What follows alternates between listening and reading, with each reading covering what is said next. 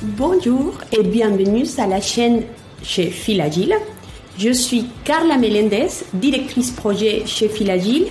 J'accompagne des sociétés comme la vôtre à l'obtention de plusieurs types de certifications comme la ISO 27001, la HDS ou même la qualification SETDAN Cloud.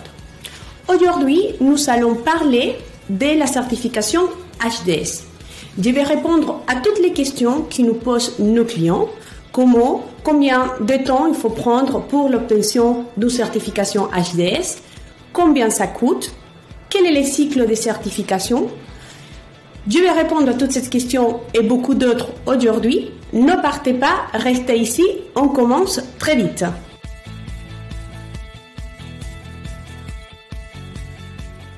HDS, ça veut dire hébergeur des données de santé. Donc la HDS, c'est une certification qui est obligatoire pour toute société qui veulent héberger des données de santé. C'est une obligation à partir du 1er avril 2018 et c'est une certification qui est française. Et il y a d'autres types de certifications qui visent la même chose, finalement la sécurité des données de santé aux États-Unis par exemple ou dans d'autres pays.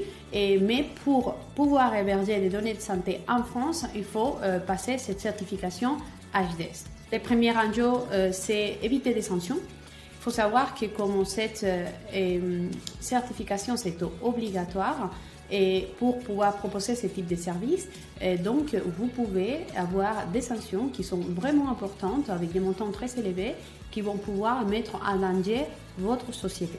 Un deuxième enjeu, c'est la protection des données des personnes.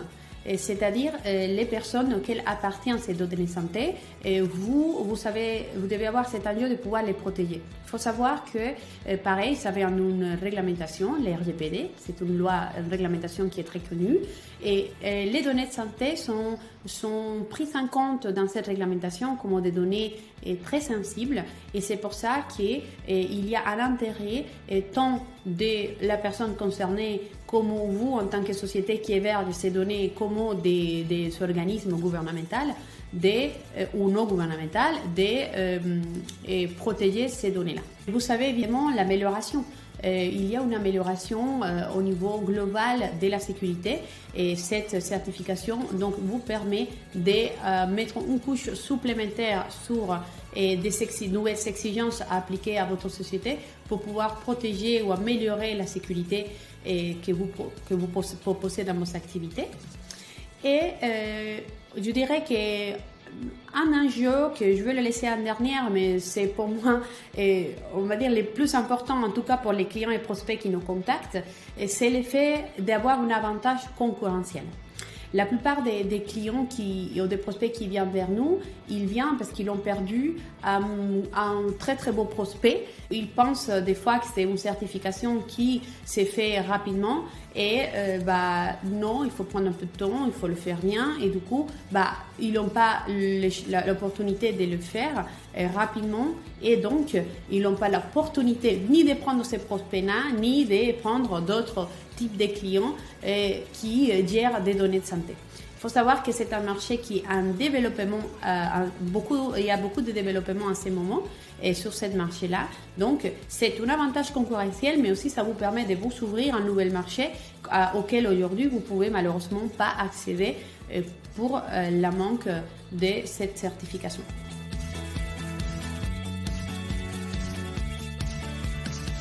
Il existe deux types de certifications HDS. Les premières, c'est l'hébergeur d'infrastructures physiques pour lesquelles nous avons deux activités que vous pouvez certifier. Donc, la première, c'est la mise à disposition et le maintien en condition opérationnelle des sites physiques.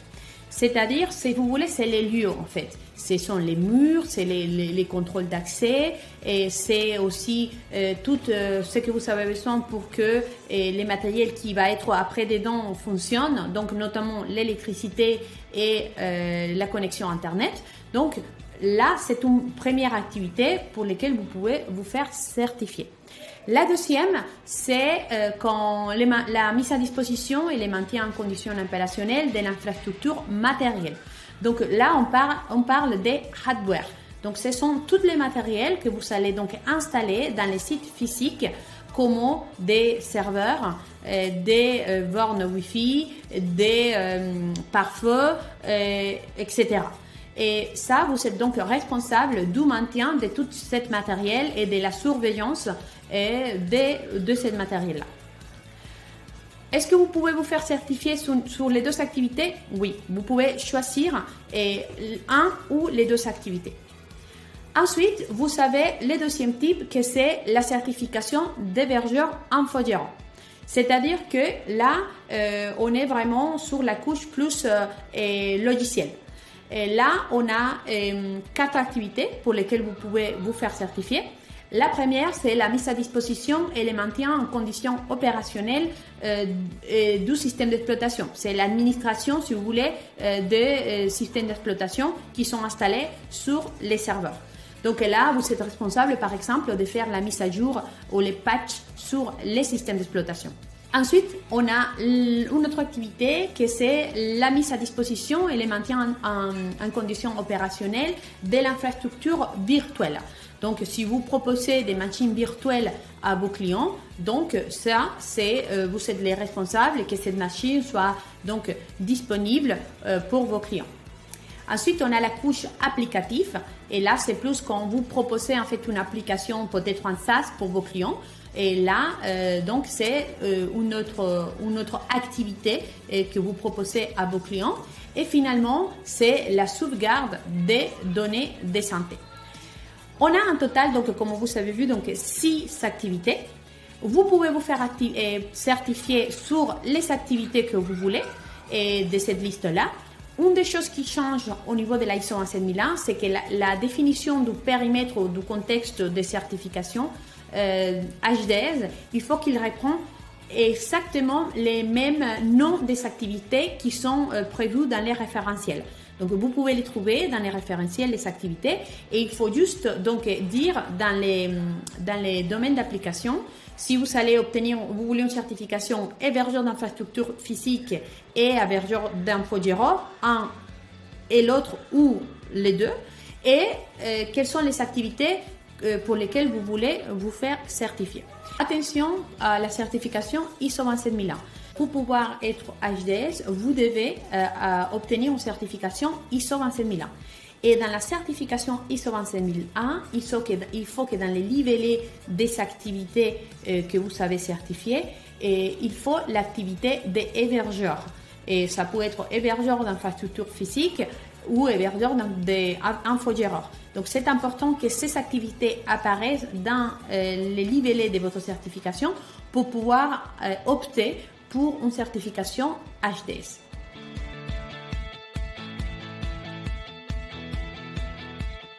Dans une certification HDS, il y a 3 acteurs qui sont très importants d'identifier.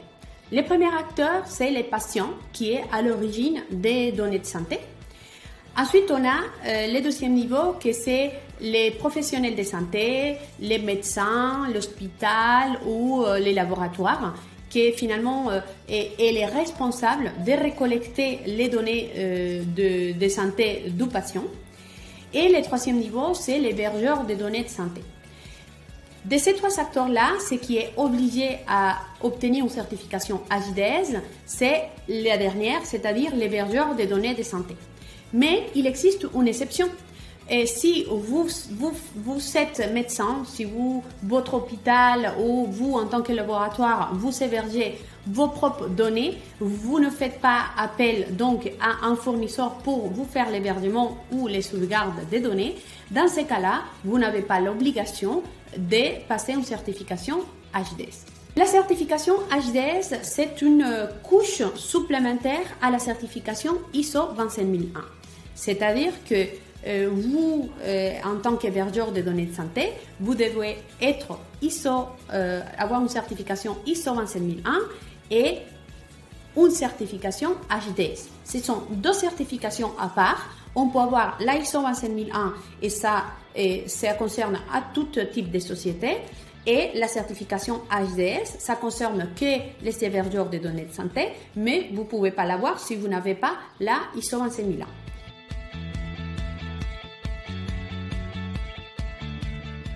C'est très difficile de vous dire combien ça coûte une certification HDS, car il y a plusieurs facteurs qui vont déterminer les tarifs d'une telle certification. Les conseils que je peux vous donner, c'est chercher plusieurs devis. Les tarifs par jour des organismes de certification peuvent varier. Vous n'êtes pas obligé de passer la certification HDS avec les mêmes organismes de certification qui vous a certifié sur l'ISO 27001. D'essayer de chercher des différents devis et vous pouvez avoir de bonnes surprises et de vérifier qu'il y a des tarifs qui varient des fois beaucoup entre un organisme et un autre. Donc pour moi, ça peut être le premier conseil que je vous donne. Ensuite, le nombre de jours que l'auditeur il va passer, là par contre, ça dépend de la taille de votre société et ça normalement, tous les organismes de certification vont vous donner les mêmes fourchettes de jours. Et pour vous donner une idée, une société, une PME de 20, 30, 50 collaborateurs, il faut prévoir 10 000 euros. Ces 10 000 euros, c'est les tarifs pour les cycles de certification. C'est-à-dire que vous n'allez pas payer les 10 000 euros la première année. Ces tarifs-là, vous allez la découper en 3 années et vous allez payer les montants correspondants chaque année une fois que l'auditeur vienne dans vos locaux pour passer la certification. De façon générale, pour ce type de société, il y a une journée pour la phase 1, que c'est une phase pour l'analyse documentaire, et il y a une deuxième journée que c'est pour l'audit des certifications en lui-même. Donc en total, normalement, c'est 2 jours pour la première année de certification, et pour les audits de surveillance, normalement, c'est une journée.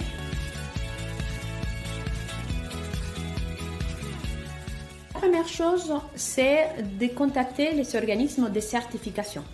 Et pour les contacter, donc vous envoyez simplement un email ou vous les appelez pour demander ou informer que vous êtes intéressé de passer une certification HDS.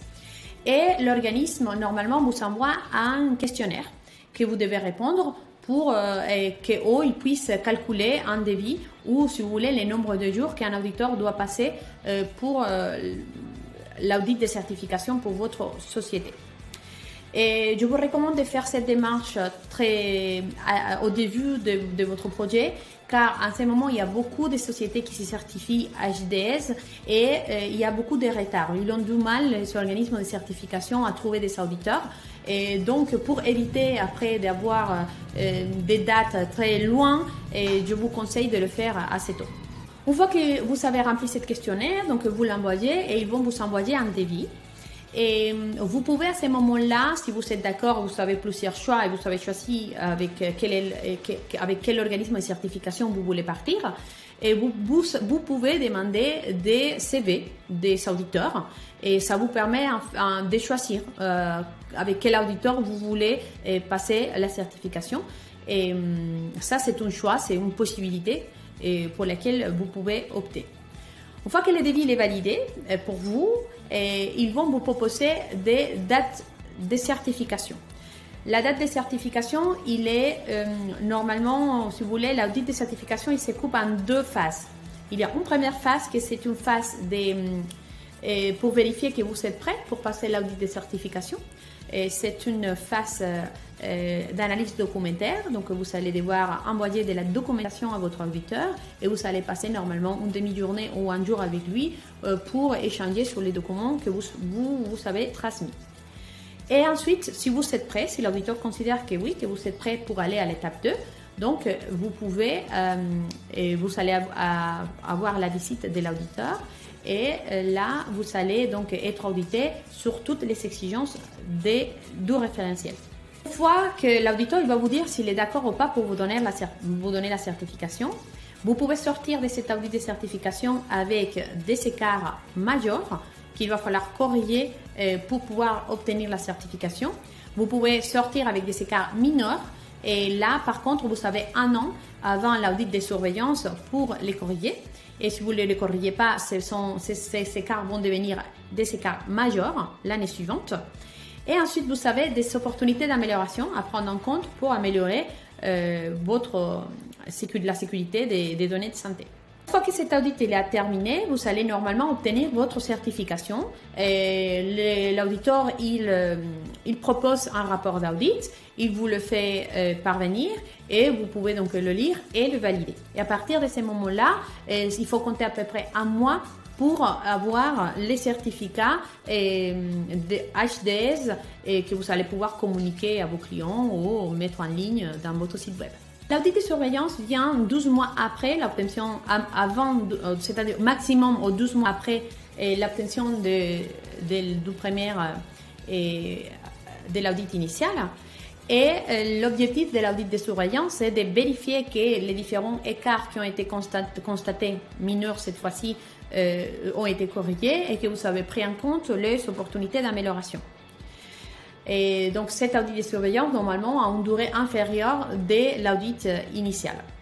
Et ensuite, vous avez un deuxième audit de surveillance et l'objectif, c'est le même que le premier audit de surveillance. Une fois qu'on a finalisé les cycles des 300, donc on recommence la démarche. Vous pouvez continuer avec les mêmes organismes de certification ou aller choisir un autre, comme vous voulez.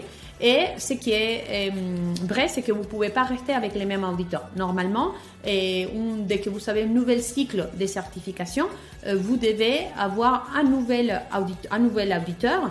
Et l'idée de faire ça, c'est que vous pouvez donc avoir des regards différents de l'implémentation des exigences et d'avoir des points d'amélioration. Est-ce que vous pouvez perdre l'audit de certification? Oui.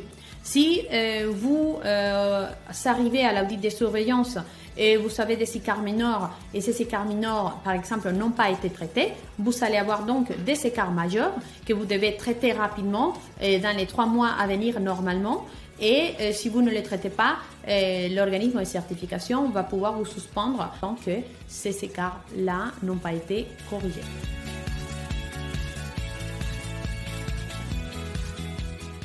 Comment je fais pour prouver à l'auditeur que je vais bien respecter l'exigence alors qu'aujourd'hui je n'exerce pas cette activité ou je n'ai aucun client? Et cette question, c'est une question qui revient souvent, surtout pour les clients qui ont essayé de passer la certification toute seule et qui n'ont pas réussi. Il faut savoir qu'au niveau des exigences HDS, il y a un grand nombre d'exigences qui sont vraiment liées à l'activité elle-même une fois qu'elle va démarrer. Donc, par exemple, le fait d'avoir des contrats avec vos clients, avec des clauses contractuelles pour, par exemple, spécifier la localisation des données, et spécifier quels sont les fournisseurs auxquels vous faites appel, si c'est le cas, etc. Donc, pour pouvoir prouver ça à l'auditeur, il faut en fait avoir un contrat, si vous voulez, un contrat modèle. Donc, il faut pouvoir prouver à l'auditeur que vous savez déjà réfléchir à comment vous allez l'intégrer et cette exigence en question. Donc, ça peut être avoir un contrat modèle ou un document modèle. Ça peut être le fait de l'ajouter au niveau de vos politiques et avoir une procédure vu les moments que ça arrive, vous savez comment, vous allez savoir comment procéder et c'est comme ça que vous allez donc pouvoir prouver à l'auditeur que vous êtes en mesure de respecter cette exigence une fois que vous allez obtenir la certification HDS.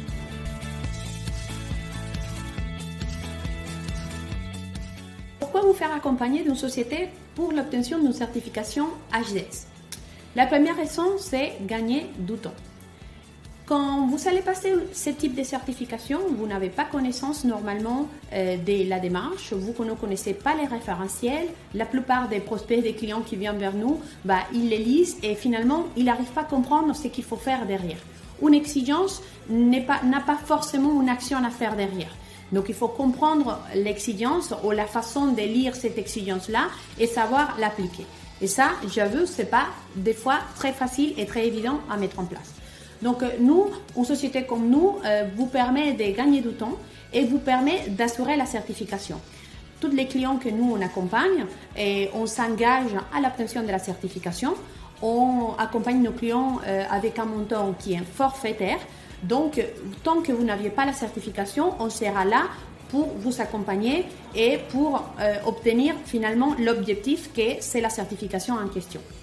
Un autre avantage, c'est que vous allez avoir un seul interlocuteur. Vous allez avoir un chef de projet dédié qui va connaître donc toute la démarche des certifications et qui va pouvoir vous conseiller, vous former.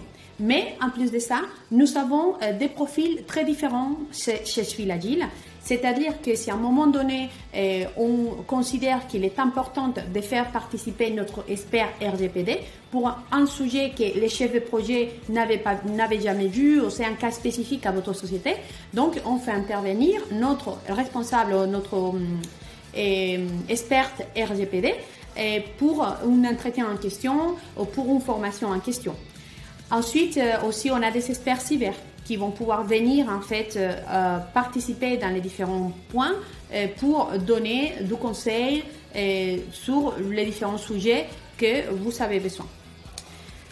Notre démarche, c'est une démarche en plus qui est agile. C'est-à-dire que nous, on accompagne notre société d'une façon très agile, c'est-à-dire que nous, on part de l'existante.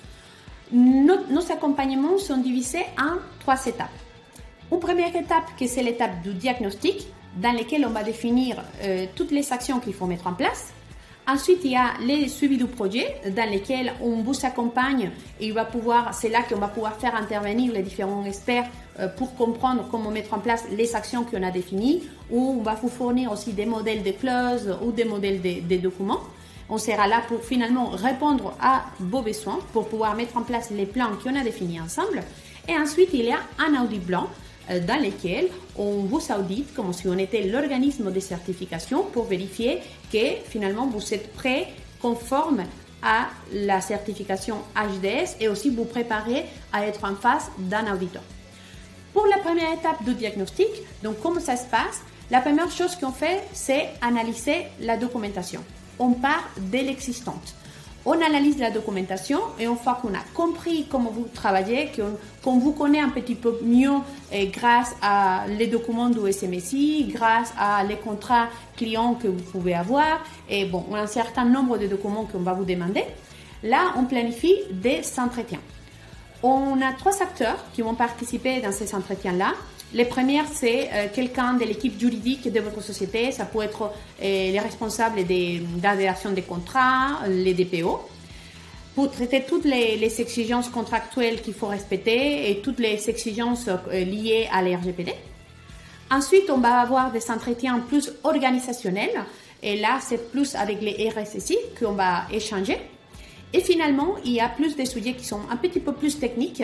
Et là, on va avoir besoin d'un directeur technique, ou ça peut être les RSSI si il a les 2 rôles dans votre société. Une fois qu'on fait tous ces entretiens-là, on va vous fournir un rapport. Donc, cet rapport, il est un rapport qui est très détaillé. C'est-à-dire que chez exigence par exigence, on va vous dire ce qui est en place, qui aujourd'hui répond à l'exigence ou qui répond en partie à l'exigence. Et en plus de ça, on va vous ajouter les actions à mettre en place pour répondre à l'exigence. Les actions concrètes. Ajouter telle clause dans les contrats, ajouter telle règle dans tel document. Donc, ce sont des actions concrètes que vous allez pouvoir mettre en place facilement. Cet rapport-là vous donne en plus de ça un taux en fait de couverture. Donc vous allez pouvoir vérifier aujourd'hui, vous partez de où, quel est le taux de couverture que vous avez aujourd'hui avec l'existante, et ça vous donne en fait aussi, fur et à mesure que vous avancez sur la mise en place de ces plans d'action, vous pouvez faire évoluer ces taux de couverture dans ce document. Ce qui est intéressant de ce document ou ce rapport qu'on vous fournit, c'est que c'est aussi un support que vous allez pouvoir utiliser dans l'audit blanc.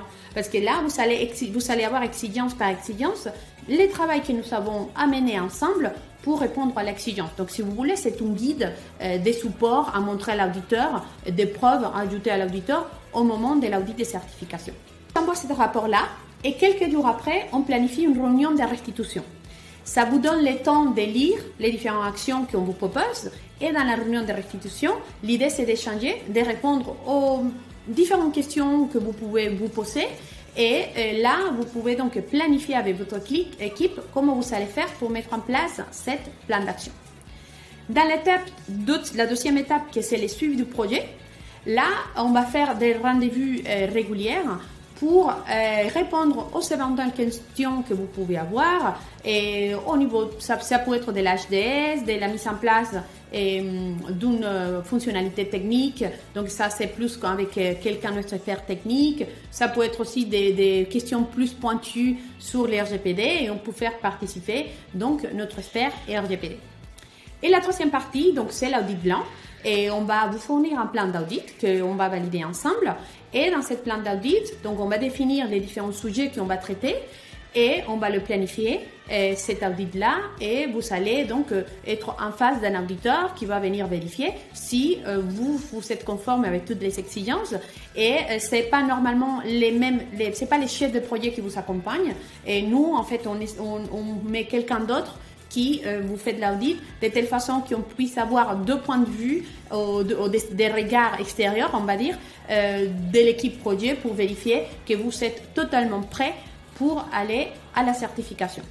Après cet audit blanc, vous avez donc un point avec votre chef de projet pour traiter les possibles écarts que l'auditeur a pu donc trouver, définir des actions et les corriger avant l'audit de certification. Et après l'audit de certification, donc pareil, on fait un point pour vérifier quels sont les écarts et faire un point final du projet et d'accompagnement.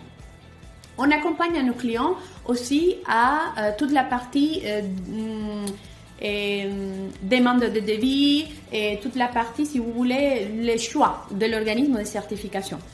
Donc, on connaît les organismes, on sait comment il faut faire pour répondre au questionnaire et donc on peut vous aider aussi à contacter les différents organismes, chercher ces devis-là et même on peut vous donner du conseil sur certains auditeurs parce que bon, on accompagne un tel nombre de clients que finalement on a un historique, on commence à connaître les auditeurs et on peut savoir comment ils auditent, qu'est-ce qu'ils font, etc.